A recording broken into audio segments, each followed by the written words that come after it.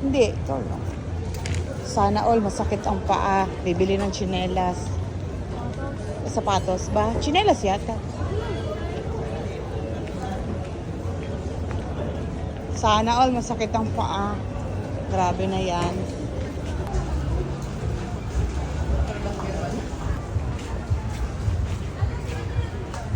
Asa na kaya? Saan magpupunta? Meron na ako yung papasok dito.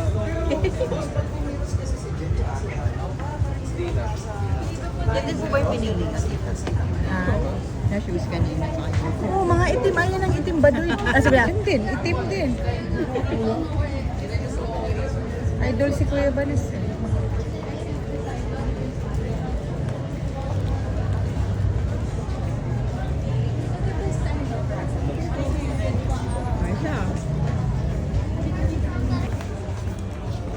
Oh, masakit na pa? Hindi na masakit? Masakit. Kailangan. Alam mo ba, yan ding itim, sabi niya sa akin, nerd. Sino? Ay, dito, di mo sinabi. Bakit pag si Kuya Banes? Okay. Sinabi, dun yun. Hindi, lahat ng itim, ayaw mo. Itim din ang gusto niya. Ayaw niya, yung ano, yung isang kagaya sa'yo. Ha? Yung parang may ano. Side view. Ganda.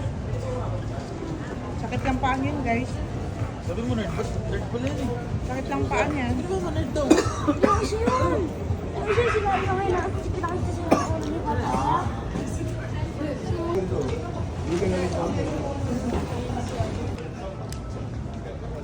Ah, may naglag na ako. Grabe talaga yan, oh.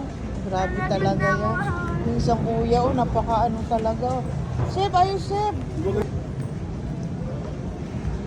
Marty. Chef, ano masasabi mo, chef? Grabe naman talaga yan, oh. Mahal na mahal ng mga kuya, oh. Oh, Ano naman daw? mahal na mahal ng kuya, oh. Ano yan? Ano nangyari? Lungod. Eh, business na. Inayos nila, di pa sila tapos sa sapatos.